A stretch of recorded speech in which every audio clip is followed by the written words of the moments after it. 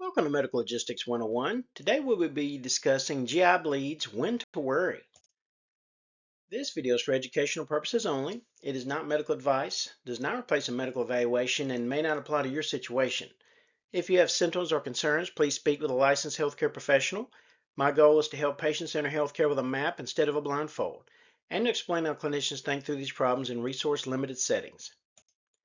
Definition: GI bleed is any bleeding that occurs somewhere along the gastrointestinal tract from the esophagus down to the rectum, generally divided into upper GI bleeds, which the source is above the ligament of Treitz, and lower GI bleeds, which the source is, of course, below the ligament of Treitz. Upper GI bleeds are generally more dangerous, more likely to cause shock, and more likely to require intervention. Risk factors, of course, include anticoagulation, older age, and, of course, comorbidities.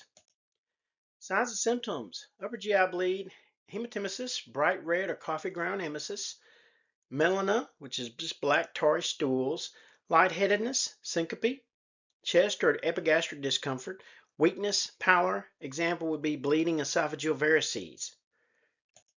Lower GI bleeds oftentimes will see bright red blood per the rectum, maroon stools, sometimes see cramping or urgency with that. Exam findings, vital signs, these change before the labs catch up. Tachycardia is one of the earliest signs of significant blood loss.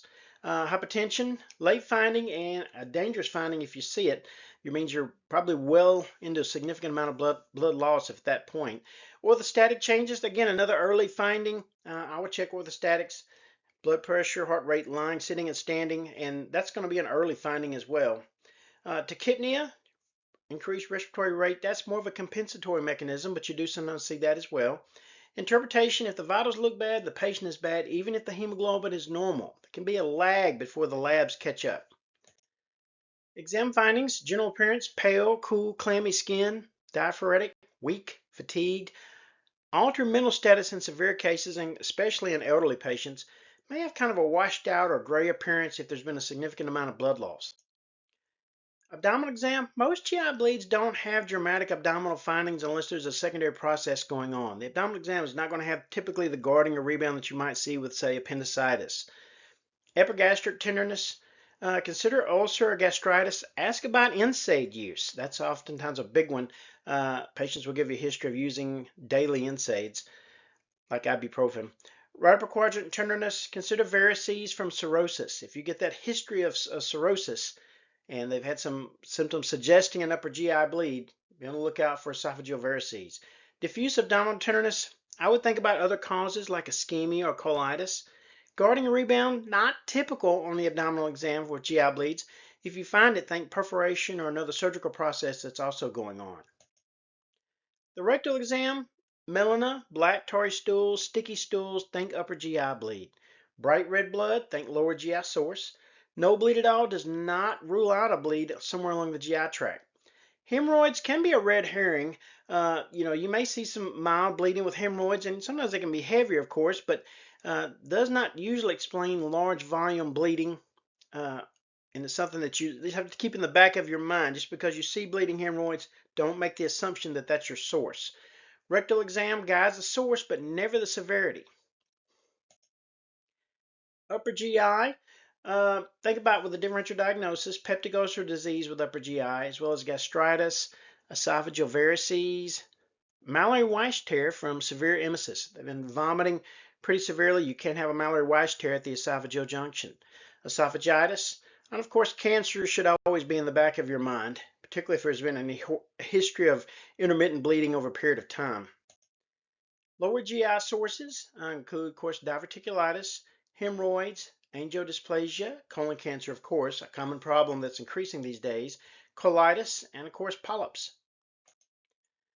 Diagnostics: I would generally get a CBC, a CMP, and coags, and I would type and cross immediately if I have a suspicion that, given the history of a significant bleed, GI bleed, as well as that the physical exam suggests to me that they've had a pretty significant amount of blood loss with some of the things that we just discussed. I'll go ahead and type and cross those patients for blood. Imaging, usually not going to be helpful acutely. I do try to involve GI early if needed. Red flags: if they give you a history of having passed out or nearly passing out, major red flag. Vomiting blood, of course. black tarry stools, heart rate greater than 100. That's an early finding. Blood pressure less than 100 systolic. That's a later finding. Anticoagulation, of course, any history of anticoagulation for atrial fib or some other reason, obviously they're high risk. Known liver disease, if they give you that history, cirrhosis, think esophageal varices. Age greater than 60 with new bleeding, be particularly alert with those. Pitfalls, assuming normal labs will stay normal. Again, there's a lag time when you have someone with a significant amount of GI bleed. The labs may not be that abnormal initially. They will be abnormal within a few hours, and that's something to particularly keep in mind with especially your elderly patients. Not recognizing unstable patients early. This is one of the things you want to get ahead of. You don't want to be chasing the deteriorating patients. You ideally want to catch them early and get on top of it before they get to that point. Discharging elderly patients or those with significant comorbidities, major risk factor for those. Discharging those, of course, who have a history of anticoagulation, like potentially atrial fib or other reasons. Discharging those who give a history of syncope or near syncope. If they're giving you a history, I was at home and I passed out or nearly passed out, probably need to admit those patients and observe them at least. Assuming a normal rectal exam excludes bleeding. Not always going to be an indicator. Not starting blood products early when indicated. Again, you have to have an index of suspicion for these patients.